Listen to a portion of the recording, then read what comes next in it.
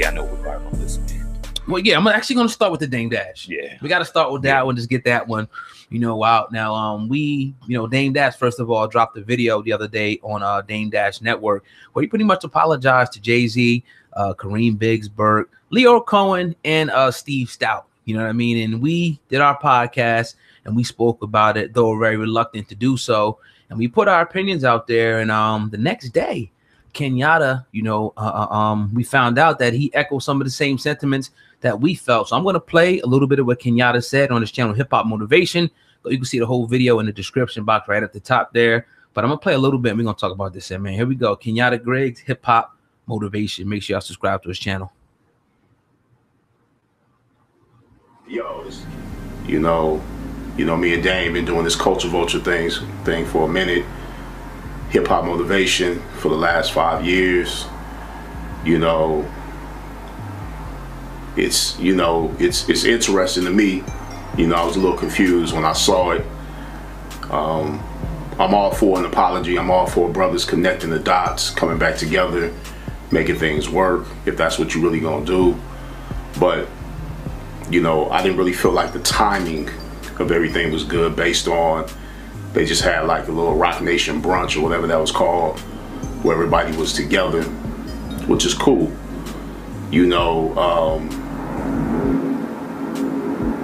I felt like it was more of a emotional move more than anything else. I don't feel like it was well thought out. I don't think it was a strategic move.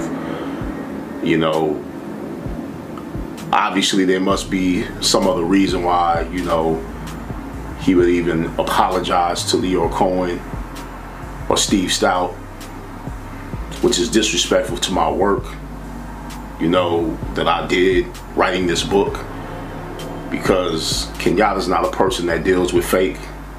I don't deal with lies. I don't deal with false accusations on any level.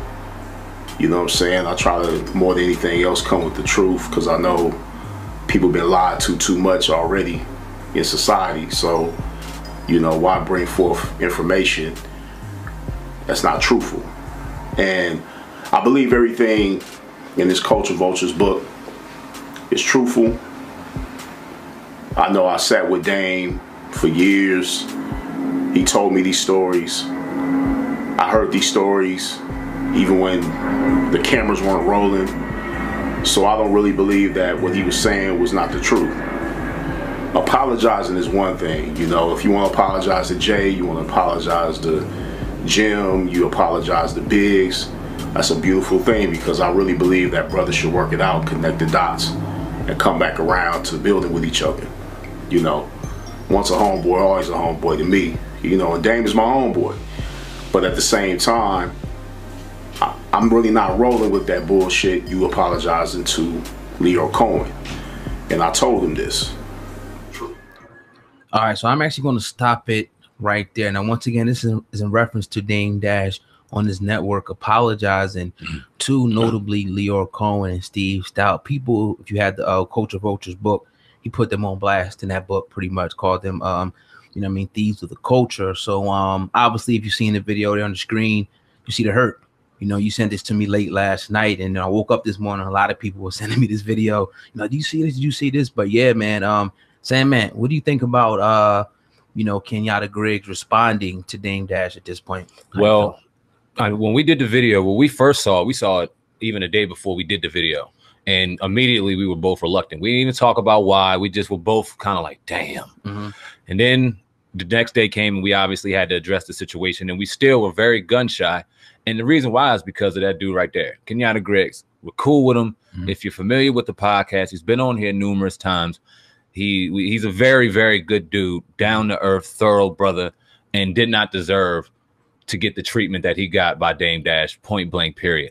Out of respect for him, we had to make sure that we talked to him first before we properly went and dug in on this situation, because we didn't know what was going on in his head, what was going on between him and Dame Dash when it came to that apology. Talked to him yesterday, got the green light, let him know we both supported him, everything was Gucci, everything was cool, and that we were going to talk about it today. He gave us the green light to really go in. Dame Dash was on some fuck shit to 100%. It was no doubt about it. I hear a lot of people out here trying to say that it may have been a publicity stunt. He was playing. Fuck that. You're a grown man. That ain't something you play with. The Culture Vulture book, read the book. And one of the first things that jumped out in my head is, damn, this isn't just a bashing of Leo Cohen, Steve Stout, and all the other Culture Vultures. This is a self-help motivation book. Right. The person who wrote that self-help motivation was Kenyatta Griggs. He was the backbone, life, and soul of that book. Dame Dash's name, popularity, pushed the book. It was beautiful, even flow. It was a nice balance. It's supposed to happen. This hurts, man. Yeah, it hurt me to watch the video. Yeah. It hurt me the fact that people were now going to throw credibility or throw shame on a brother's credibility who doesn't deserve it. It makes me sick to even know that Dame Dash could even potentially apologize to Leo Cohen and Steve Stout and the other ones and throw and Kenyatta Griggs under the bus when he's not even. This is some Hollywood shit, and we speak on that. Yeah, it kind of throws away, you know, not to, again, that book is a great book. I suggest that everybody go gets that book, you know, Culture Vultures, but it kind of does throw it away. You know what I mean? Because it's like you got that book. I mean, was like that was everything. You know what I mean? For people like us and people coming up, because it's like we always kind of been getting like the short end of the stick when it comes to every, you know, industry. So now it's like, okay, now let's do it independent. So now you got people, you know, coming up, young kids and stuff that we're teaching now to do the independent thing, to be entrepreneurs, to the guy who's to leading this. Because even my mom would tell me like, yo, like, I like Dame and what he stands for, boom, boom, boom. So when your mom telling you stuff like that, it's just like, you can't help but to follow a guy like that and see what he did with Rockefeller, you know, and that the big fortune that they amassed, and for him to stand on independence so strong and to apologize for what?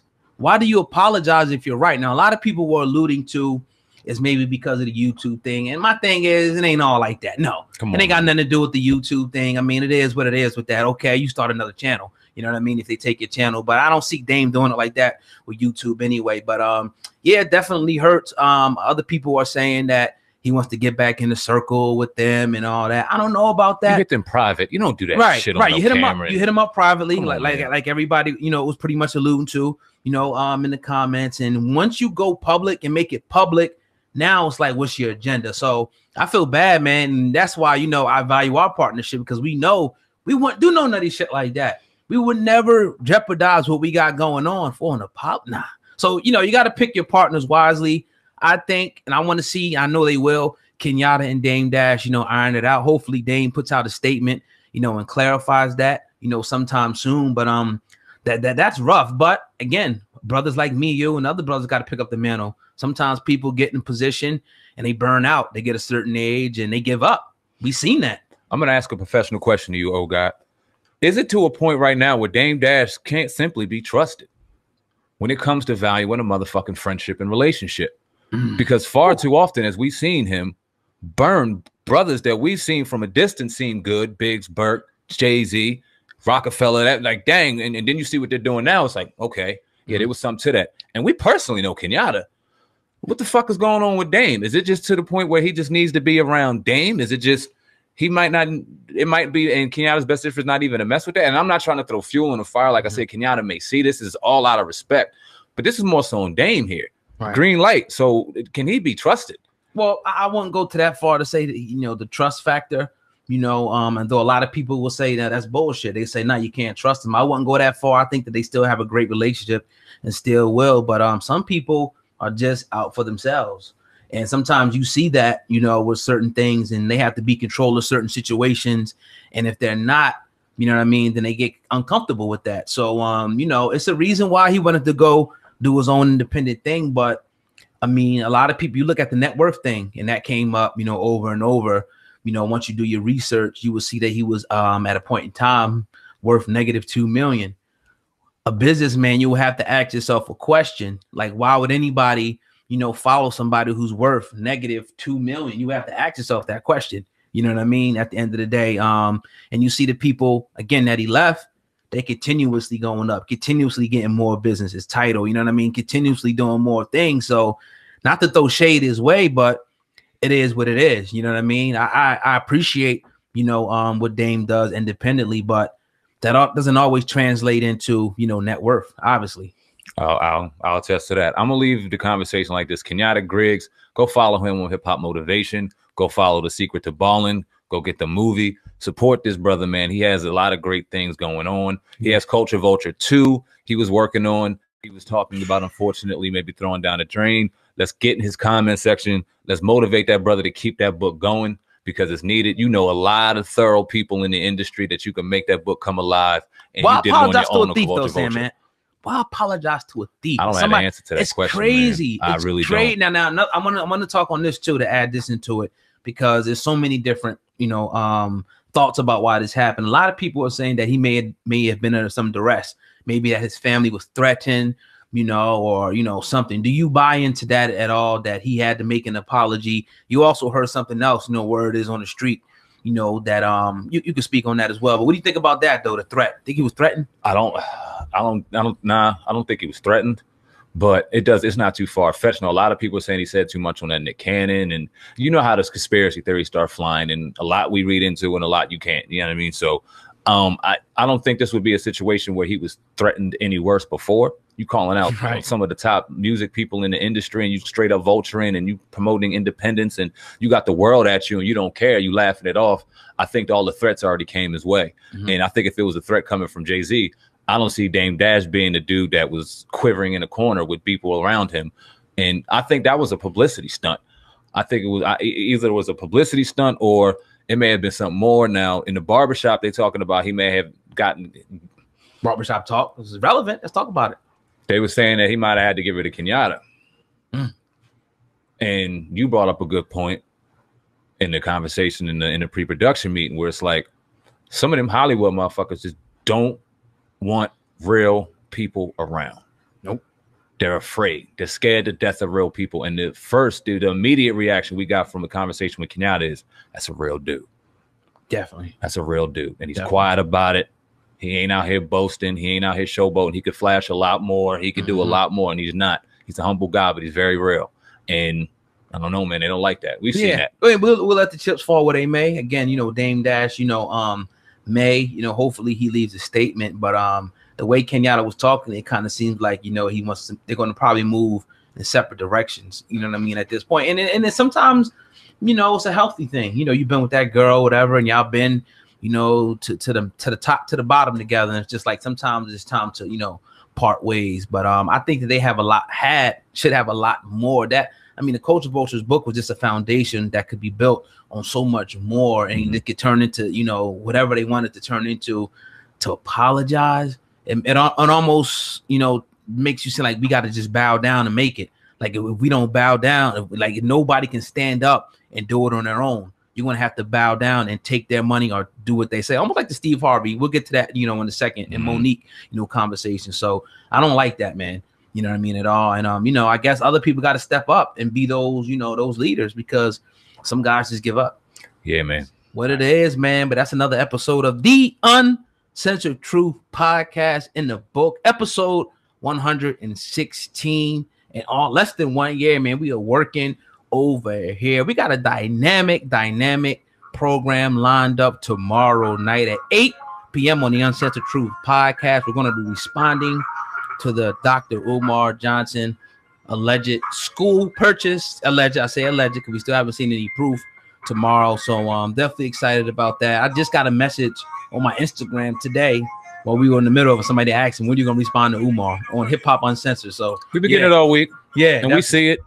We go on our own time. Yeah. And tomorrow's the time, Friday evening at 8. You're not going to want to miss it. We usually go for about an hour on the Uncensored Truth on Friday night. We be chilling. But tomorrow, now the gloves are off. We're going to have it open. It might be 2. It might be 2. Yeah. We'll have the phone lines open. We got some special guests in the building. Yeah. We're going to have a good show, man. Y'all get ready. The gloves are coming off. Yes, sir. With that note, man, the Uncensored Truth Podcast. Make sure you subscribe, like, share. We out of here. We out of here. Peace.